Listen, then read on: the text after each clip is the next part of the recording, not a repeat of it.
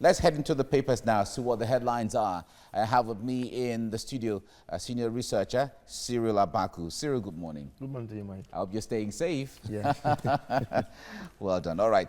Fine. Let's begin with the Blueprint newspaper. Blueprint this morning opens the door, and it says, aftermath of COVID-19, Nigeria seeks $3.4 billion IMF loan to revive economy. All right.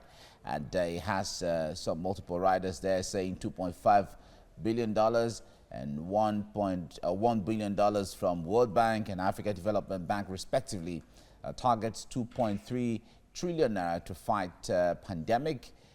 Releases $2 million from the United Nations, realizes rather $2 million from the United Nations, and Buhari okays 60 billion naira allowances for 774,000 citizens, and social intervention funds a hoax. As the PDP is saying this, that's what is written there, and cases rise to 238. Kwara joins with 2 cases, and stay back hospitals are overwhelmed. That's what U.S. tells citizens in Nigeria. Okay, that's what you see on the Blueprint newspaper. News Direct is next right now. No fuel subsidy again. NNPC is saying this. No fuel subsidy again. All right, because the price had dropped to the dreg at the time, and the realities are being faced in there. That's News Direct. Daily Trust is next. COVID-19 is the focus here. Federal government seeks 2.53 trillion naira from World Bank, IMF, others. Okay, and to help states meet obligations. Borrowing inevitable now. Experts are saying that, and government orders distribution of 150 trucks of seized rice and reduces cost of fertilizer to 5,000 naira. Okay, all that you see on the Daily Trust. Now, Daily Times is next. Daily Times says, while we reviewed crude oil price to $30 per barrel, the federal government is giving reasons there, and slashes crude oil production to 1.7 million barrels per day from 2.18 million barrels per day. Approves 500 billion naira COVID-19 crisis fund. Okay, that's Daily Times. Okay, now Leadership newspaper is next now, and that certainly will be the last one we're looking at now. NNPC won't pay subsidy on petrol anymore. Kyari, the GMD of NNPC, is revealing this. Says it is zero forever. Okay, and market forces to determine price of commodity henceforth, and oil price won't go below $20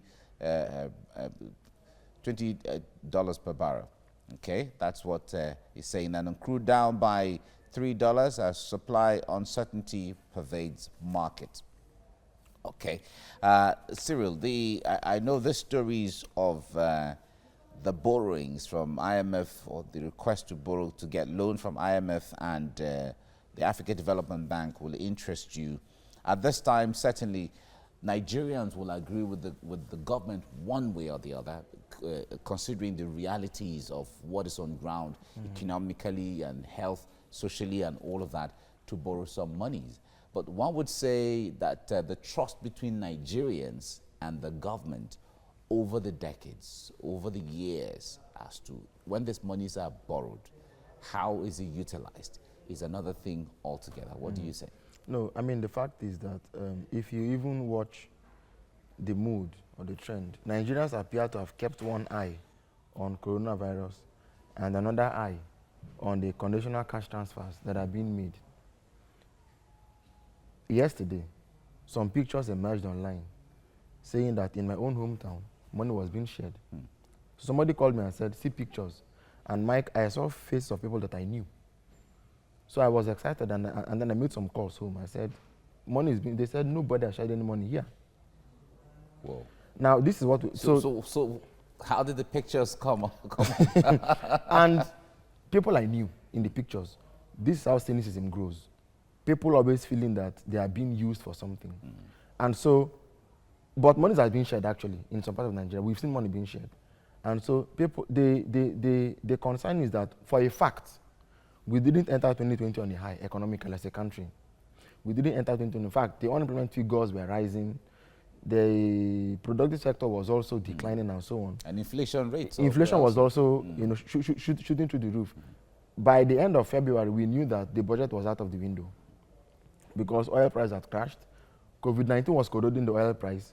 The Saudis and the Russians began their own. So, and all of these things now, a large chunk of what is happening was beyond our control. The virus was not ours. You know, we didn't make up the virus.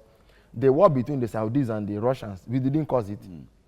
So we have an economy that even if we are in a global context, we have an economy that takes a shock whenever something happens, you know, something that we're not responsible for happens, we take an immediate shock.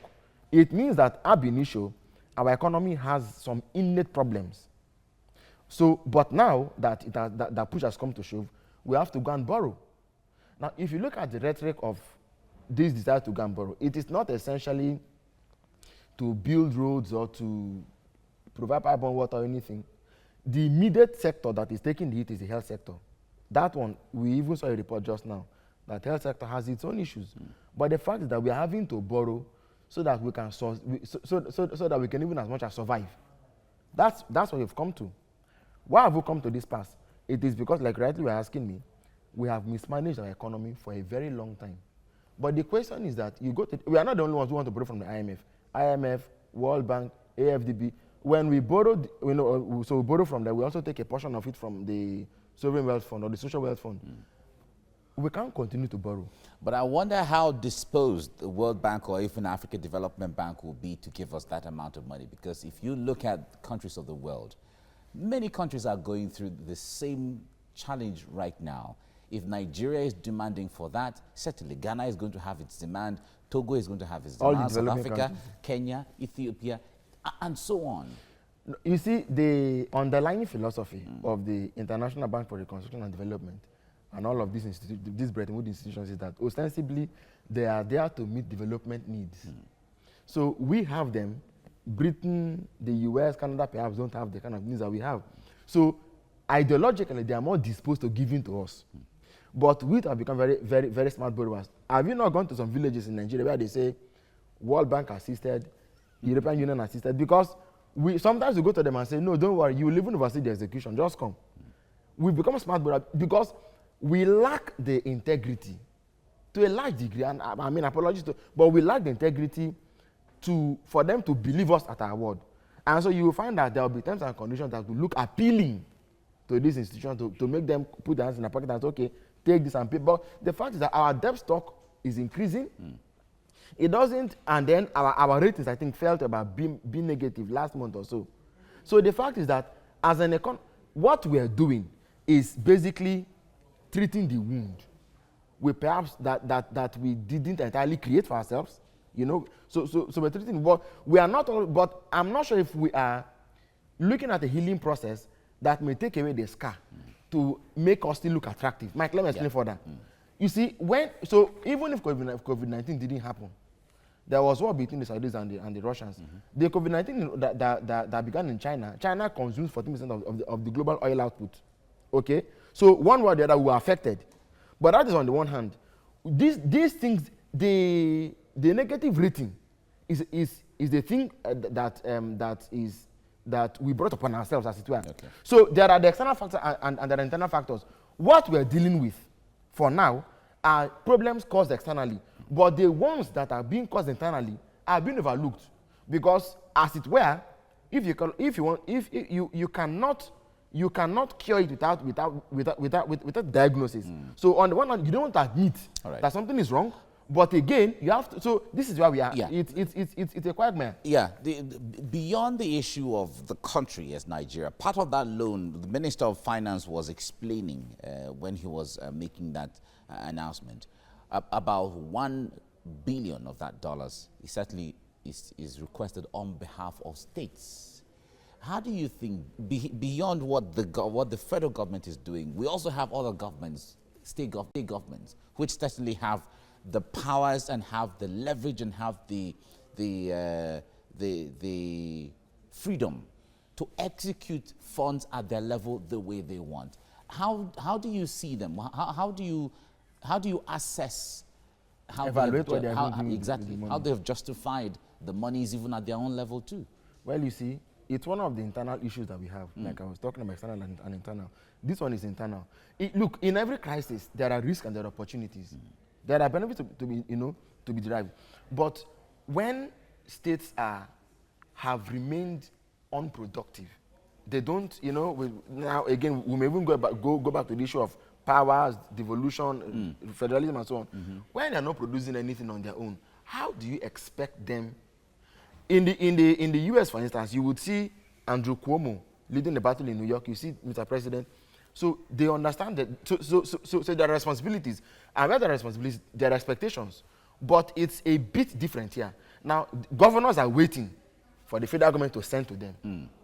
So imagine that in a city like Aba, where they're producing face masks and so on, I am imagining that if it was a bit different, if those states had some more powers, what could each of these states, based on internal advantages, what would have been able to produce or bring to the table in dealing with COVID-19? Yeah. But at every turn, we are waiting for the federal government to make interventions.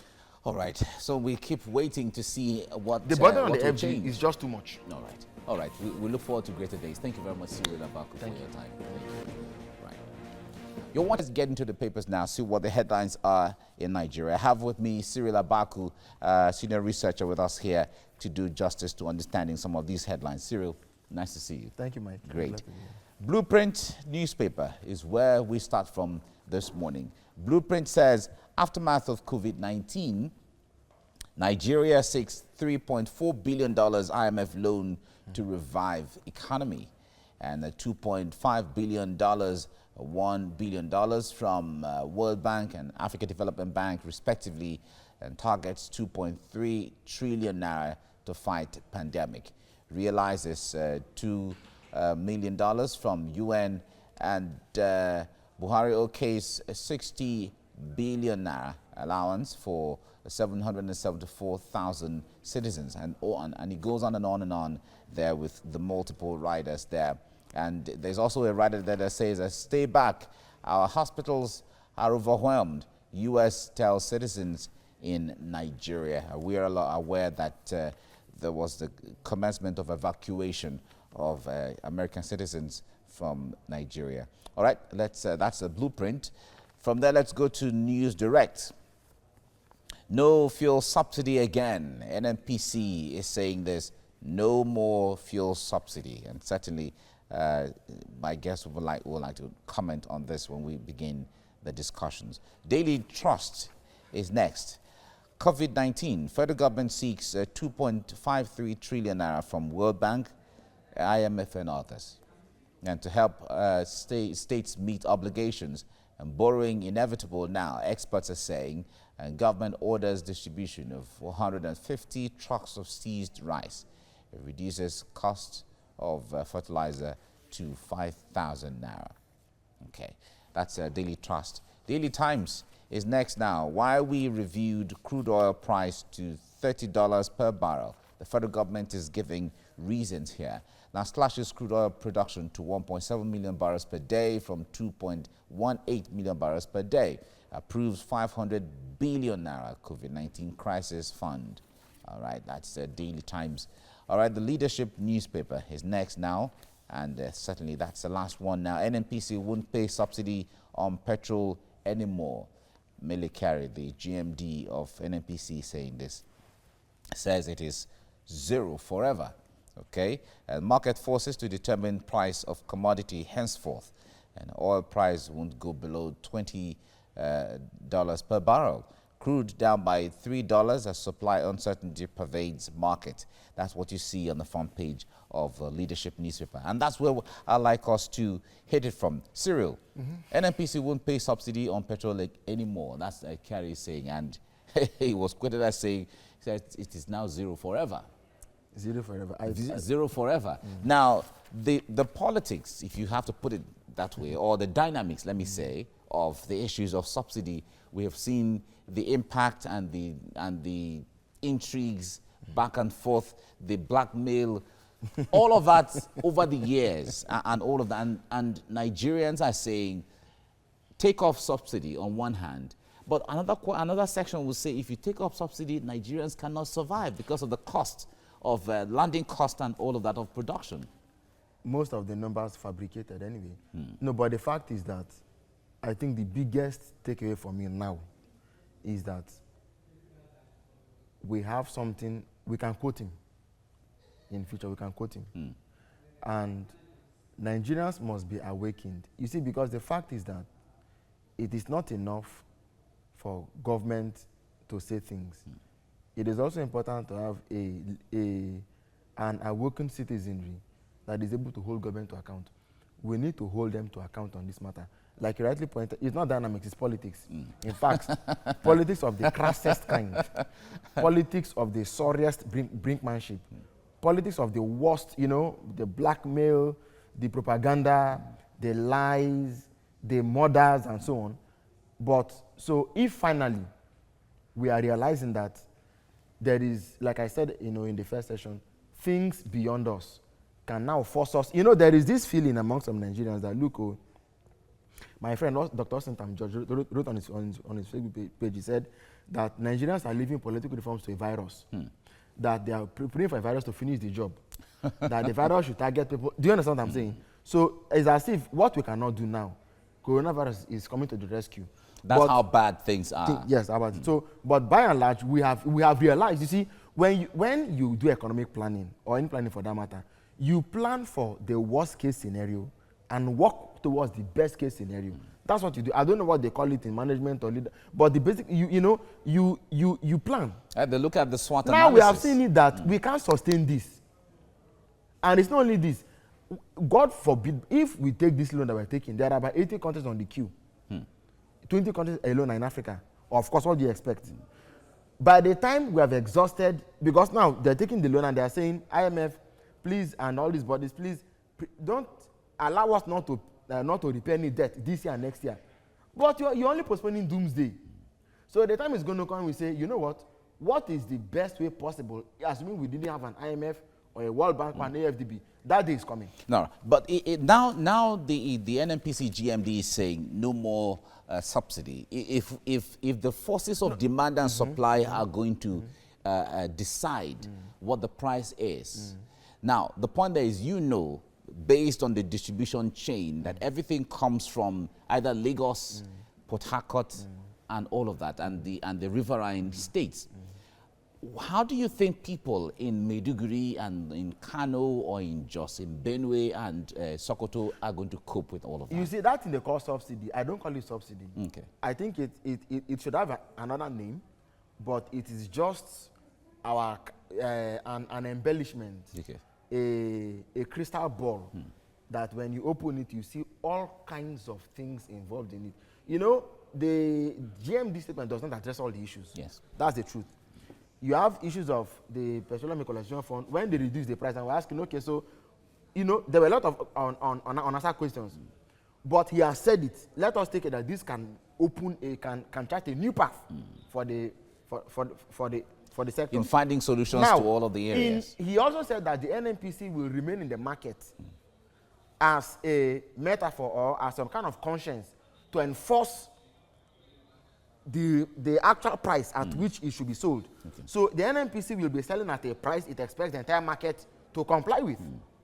One would have expected that if you're a regulator, you kind of stand back and allow the market to play fully. But allow the players to take hold. But whatever the argument is, even if they say take it one step at a time, let us watch and see how these things play out. All right, Cyril, thank you so much for your time. Thank you very much. Right, let's head into the papers, see what the headlines are across Nigeria this morning, and I have with me senior researcher Cyril Abaku. Cyril, nice to see you. Thank you, Mike. Right. Blueprint newspaper this morning is saying, in the aftermath of COVID-19, Nigeria seeks $3.4 billion IMF fund or loan to revive the economy. That is what Blueprint is reporting. News Direct is next right now, and it says no fuel subsidy again. NNPC GMD, the group managing director of NNPC, is saying this. From News Direct, let's go to Daily Trust. And it's saying COVID-19, federal government seeks 2.53 trillion naira from World Bank, IMF, and others. Certainly, that's what the Daily Trust is saying. And Daily Times is next. Why we reviewed crude oil price to $30 per barrel. Federal government is revealing this, and it's certainly slashing crude oil production to 1.7 million barrels per day from 2.18 million barrels per day. And also approves 500 billion naira COVID-19 crisis fund. All right, that's a Daily Times. Leadership newspaper is the last one right now we're looking at. NNPC won't pay subsidy on petrol anymore.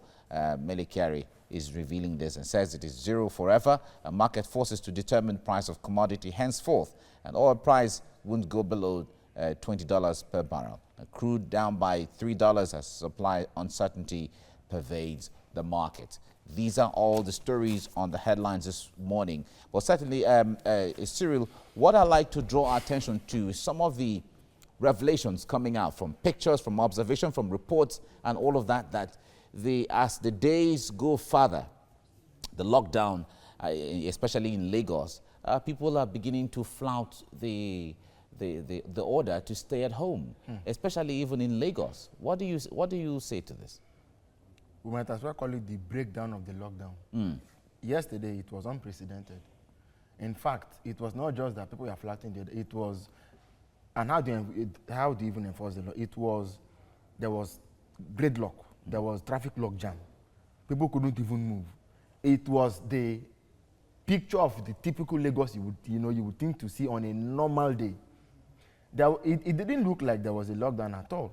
That's in the axis, in the Lekki or Ekpe? There was one, there was one on the Koiling Bridge. There was another one, the Lekki Ekpe axis, going from all the way from Marwa down to the corridor. So that corridor was there.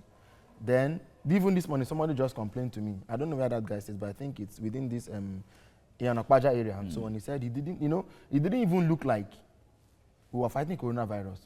And this is the week when we've entered the period, phase 3, which is local transmission. People need to know. Which is very critical. This is when the numbers begin to spike. And if you look at what we added yesterday, you know that we are not out of the woods yet.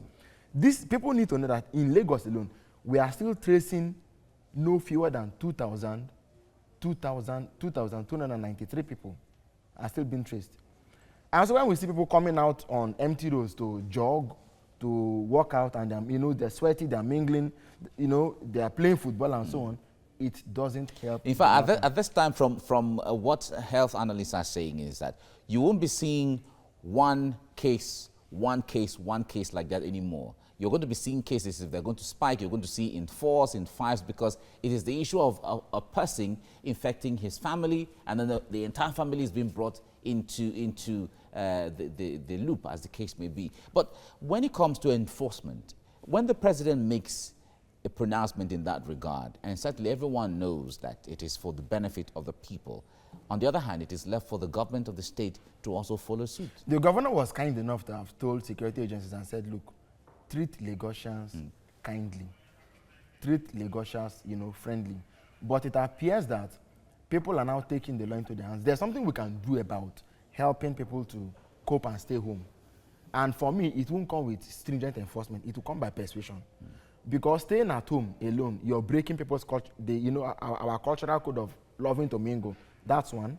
Number 2 is the fact that when people stay home and all that they hear is depressive news and sad news and so on, staying home becomes even boring. They're unable to escape or be distracted. So what do you do?